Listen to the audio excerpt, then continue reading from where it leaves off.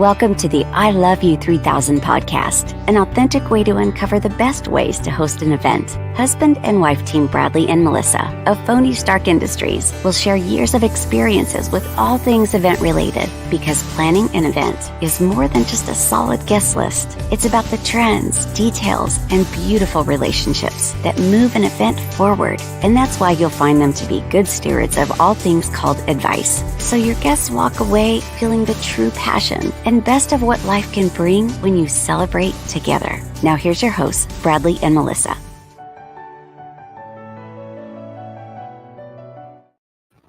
Hello and welcome to the I Love You 3000 podcast. We are your hosts. I'm Bradlee. I'm Melissa. And we are happy to have you here with us today. So first, we want to just give some information. First episode. So thank you for joining us, and we hope that you enjoy it and also learn something new. And so first, we'll talk a little bit about what exactly is the I Love You 3000 podcast. So this was designed for obviously our clients. It's running a wedding entertainment business that we want to make sure that we're sharing information with those who have already booked with us, those who are considering booking our services. And then, of course, we're also going to be sharing some other information here as well. And we'll talk a little bit about that in just a minute. Okay, so our shows are going to be about 30 minutes every week. We don't want to, sometimes when we listen to podcasts, we want to make sure that you're engaged and here and not feeling like you're going to be waiting till what's going to happen. So we've got it all outlined for you and we're ready to go. Yep. So try to keep it nice, quick and simple and to the point. And so how that's going to look is we're going to be featuring specific items that will be consistent throughout every single episode. And those items are going to be, we will always start off with talking about some tips that we have for weddings, for those that are planning a wedding or considering one coming up. And of course, for those who've already booked with us. Then we'll be sharing trends and talking about things that are happening around the country that we're seeing that are either new in the wedding entertainment industry, or just things that we think could end up happening here in Wyoming. And being ahead of those trends, we want to make sure that we're obviously the first ones to do it. And then we'll finish each episode with a talk section. And this one is about relationship advice. So we've had a lot of former clients, former students, the fact that we're both educators, as well as just other educators themselves who've encouraged us to share the wisdom of the 25, almost 26 years of marriage that we've had. And it's quite a compliment when people recognize the joy that we have, the love that we have of being in love, and they want to know how that works. And we're happy to share some of that. So that's what this platform is going to do. Okay. Well, with that, let's just jump right into tips. I just think we should just look into that right away. My tip is for either party. I mean, because it always says it's the bride who plans a wedding, but it's not. Sometimes, grooms also want to plan a wedding. But the biggest tip is, I said, get a wedding planning binder. It's going to help you keep everything organized, and it's a nice keepsake for later. I do always see those things about cute stories of how, even you see in the movies, that brides, usually women especially, seem to be planning out their wedding since they were the age of 7 or 6 or something, and they have these ideas. I can't think of the show off the top of my head, but there was this massively huge binder, and it was like, what? This is what she wants for your wedding. But it's not just about that. It's about just keeping things organized. Maybe you have dress ideas or flower ideas, or you've seen something. I mean, yes, we do have the great things out there like Pinterest, but you can't sometimes take those Pinterest things with you to places when you're looking at ideas. So it's great to have a planning binder. Yeah, it almost acts like a journal for that period of time in your life. And I think also how helpful that's going to be for others if you have, especially, maybe it's one of your bridesmaids or somebody else in the family that says, hey, I want to know how'd you do this, or how did that work, or where'd you get that inspiration? Having that binder is going to make things really easy to share that. And I think that's a great idea. Your tip, Brad, what's your tip going to be? Mine is actually about the fact that smells. I know it may sound strange, but when it comes to memory, we know that scientists have shown that the olfactory sense is the strongest when it comes to memory recollection. So go out there, buy some new cologne for our grooms. For the bride, splurge and get a new scent, a new perfume that obviously both of you enjoy. Don't want to throw that off. My recommendation is don't just show up on that day of event and then have that new smell. And what if it's a smell that just turns your new spouse to be doesn't like that smell? But yeah, we've got stories about that, but that's a whole nother. So with that, it's going to be then when you wear it again later, that those memories of that day are all going to come back. It's going to make that something special. And it's a little tip that I think a lot of people, overlook or they don't even think about. But it's definitely one that I would recommend. So I think give that a shot. It's kind of cool. It's a nice idea too. Excellent. All right, moving on to it. Tips, pretty simple, really quick for you. We're going to move on to trends. Weddings, there are lots of trends out there. There are some, you could always go with there's old fashioned trends that we've always seen everywhere we go. You can keep traditions there, but sometimes somebody wants a little something different for their wedding. And we're going to come up with, like Brad said earlier, we have different ideas that we have seen or have thought about doing, or sometimes some things are brought to our attention and they're like, and a bride or a groom said, can we try this? And we're like, absolutely, this is your wedding. Let's do it. And we've seen, and we've seen all sorts of things that have come from our clients asking those questions, those very things of, hey, can we try this? And so our trend that we want to talk about today is just switching up the view of what the ceremony itself is going to look like and the view that the people are going to have of the ceremony. Okay, so let's say this is the tradition is you have bride side, groom side. Now, of course, there are weddings where you get the little sign in the front says, just pick a side. We're happy that you're here. That's a new thing that's happening. But here's a little twist to the whole tale. As you come down the aisle, usually the groom is, if you're facing down the aisle, the groom is on the right side and the bride is on the left side. I have to close my eyes for a minute and just kind of picture it too. But here's the twist. After the bride arrives to the end, who's on the bride side usually? Who's sitting behind the bride? All the family, bride's family, bridesmaids are all in line behind her. Her mom, her dad, grandparents of the bride. And then on the groom side, the other side is that the groom's family is sitting over that side. They're good friends. So when they turn to their officiant to be married, what are we seeing? We're seeing, we might see the side profile of that person we're on the side of, but instead with the back of their head. And there's something about the emotional side of seeing those people who are standing at the front and seeing their face. So once before the officiant begins, instead of standing in that spot, groom and bride switch. As you can see from our picture right there, switch sides. This way, the bride sees her family as she's looking and they see her face. The groom sees their family and they look at their face. And instead, then you have a different emotional connection that's going to bring you a different feeling for you guys as the couple, as well as for your family. So that is our recommendation of a new trend to try is switching sides at the start of the ceremony. It makes sense to me. Now I know there's going to be some traditionalists that are not having this. Of course. And that's okay. That's perfectly fine. If that's what you want, if you want the tradition, stick with the tradition. But if you want to try something new, the most supportive people that you have as a bride are your bridesmaids. They've been there the whole day. They're helping you get ready. They're prepping. You spend all that time together and then they're all behind you and you don't get to see any of them. That twist, just simply by changing places, now you're seeing the faces of the most supportive people, those ones that are there excited for you. You get to feel more of that love and that connection, that support, because they're over on that side where you're looking. If they're looking right past the groom, you're going to see your bridesmaids. And then same thing, the groom, your support, you've got all of your boys are there. You're ready, being able to see them as you look past your bride. And that's a special moment to have that love and support there. So I just think it's different, but I really think it's awesome. And we actually have our first couple is going to be doing that here at their wedding. No telling who that is yet. I want it to be a surprise. But it's going to be awesome. Yeah, so we're super excited that they are willing to put that trust in us to try something new like this. And I'm excited to see. I think it's one of those trends that I think we're going to see more of once others see it. I think it's one that some people Yes. might just say, hey, it's not my thing. Others may not have heard of it or even thought about it because of the traditional standing.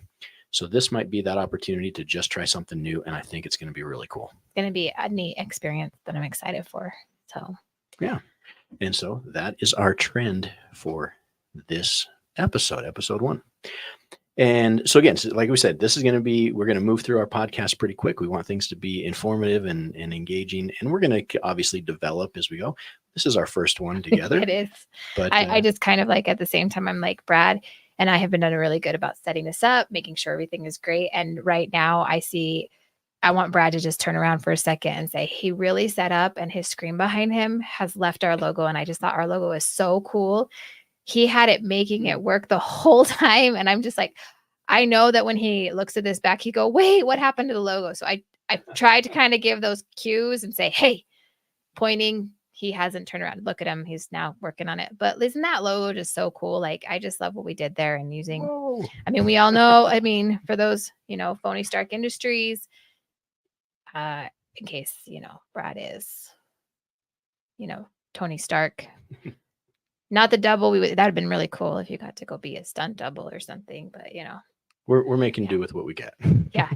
So, and that's a good, So, and again, when we get to this last part of our show, which is the relationship advice part, obviously the tips and the trends, those are kind of more fun. And sometimes we know that our guests are going to send in, or some of our viewers, they're going to send in some questions that may be fun. They may be lighthearted. Others might be a little bit more serious in nature.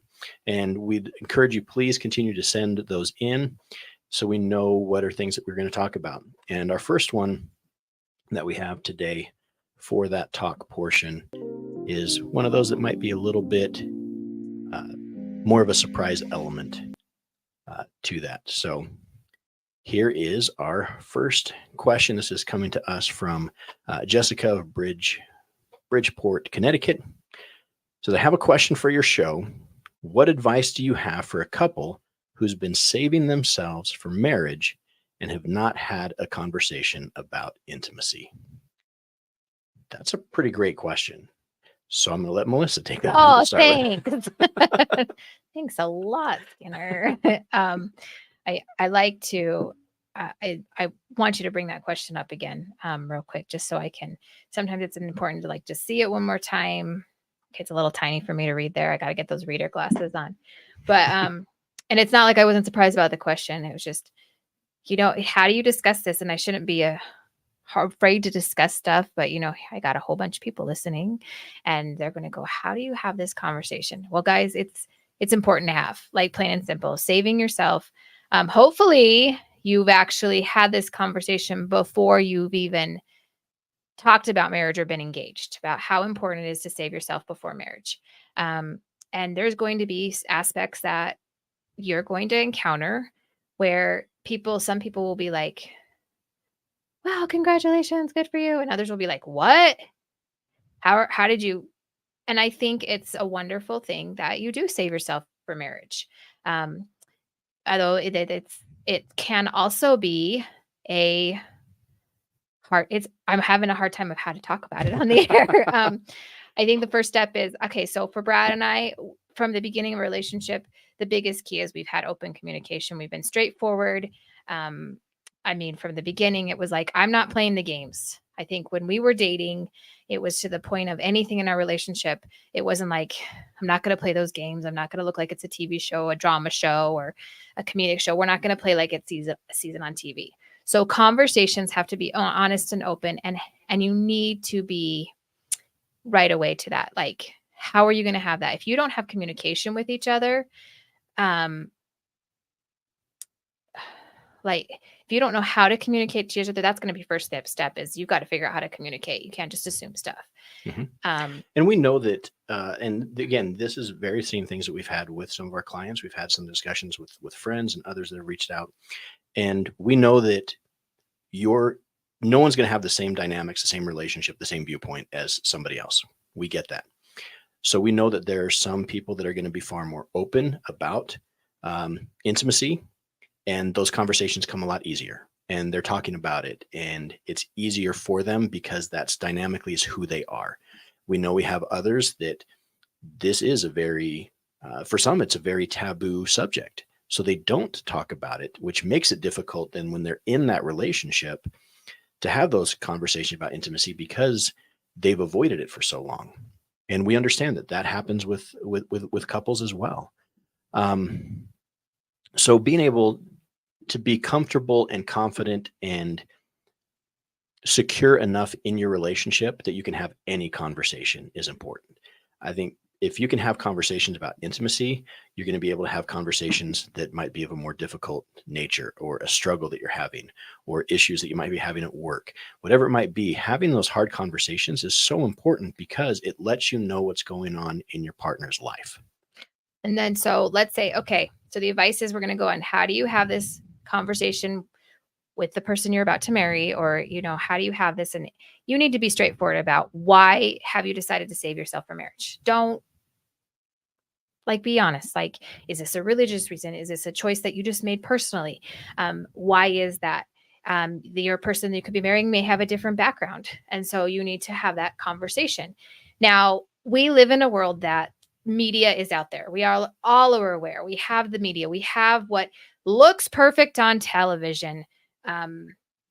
Intimacy doesn't just stop right at the first of your marriage. This is actually an intimacy talk should happen also throughout your entire marriage. What do you like? What don't you like? Those are going to be conversations you may not want to talk about, but this is a person that you have married for life. That is your plan when you get married. It says, until death do us part in a typical ceremony. This is somebody that you need to be open and honest and communicate from the beginning. It's not, be straightforward about it. Again, you may disagree with what I say there, and that's okay. Everybody's entitled to their own opinion, but we're trying to help this one person answer this question. So, Jessica, let's tell you, how are you going to do this? You're going to sit down. You're going to take each other's hands, and you're going to have that conversation. You're going to be straightforward about your feelings and why. And it's going to, and if you are not comfortable in having that conversation, you might want to think about, is this the person I should marry? But I don't want to put that doubt in your head either. And if it's something that's taken away, don't change who you are. You need to stick up for you. That's integrity. Being who you are and the decisions you made need to be where you're at. And respecting each other's decisions. Yes. So being an English teacher by trade, I work a lot with metaphors and analogies. They help me understand the world. They help me understand things around me. So the way that I think about it is, too often in conversation about intimacy, it's it's almost like a blank page. What do you like? What do you want? That's a pretty hard question to answer. Yes. I think if you were to walk into a restaurant and you didn't have a menu and they just said, all right, so what do you like? What do you want? I would have no clue what to order. That just doesn't work for me. My brain does not operate that way. I see the menu because I need to know what my options are, what choices are. And I know it may sound weird, but that also goes for intimacy.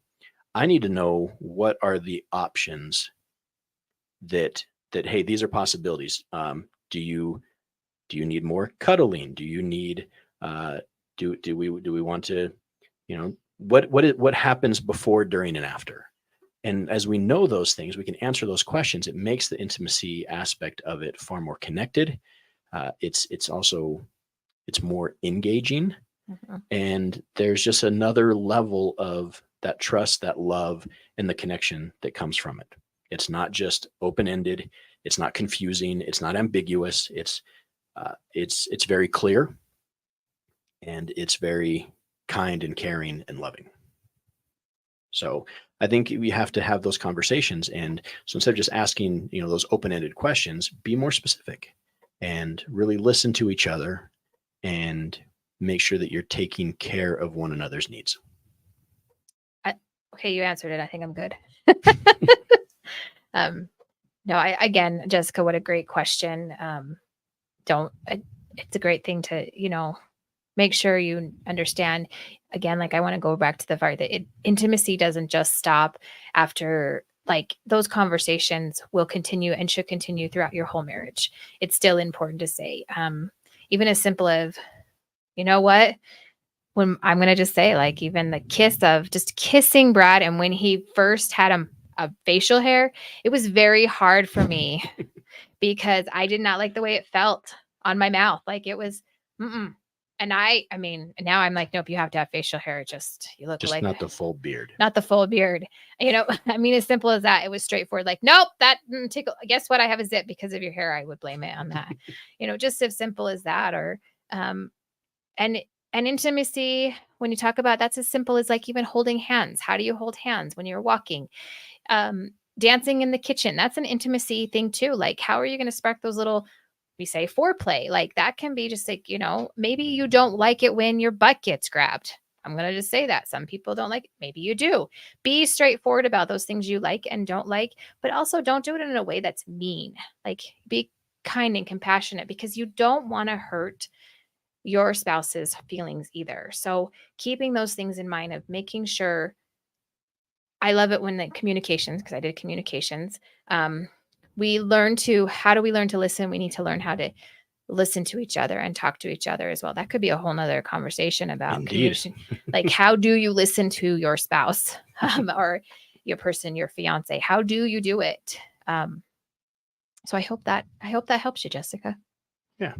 So thanks so much for that question. If you have some questions for us that you would like us to feature on our talk section, anything that's about relationships, advice, marriage, courting, dating, life in general, you can ask us about children, but we won't embarrass our children. We promise people before we say something about any of our children, we'll make sure that they give us permission to tell stories about them we'll be nice to them too. So wonderful. So thanks so much for tuning into our first episode of the I Love You 3000 podcast. We hope you've enjoyed it. I hope you enjoyed the tips and the trends that we've shared, and then hopefully some of that advice. So, and as we sign off, we just want to remind you that in life's journey, every ending, it's a new beginning. So see you next time. Thank you for joining the I Love You 3000 podcast. We hope you feel an authentic excitement for celebrating life's events and learned a few details about what it takes to find the right people, place, and passion so you and your guests can feel renewed and ready to find the joy in every single moment. If you loved this episode as much as we did, give us a follow and we'll invite you back. And if you just want more, go to phonystarkindustries.com. Remember, saying I love you is a gift, and the details are just as important as the words.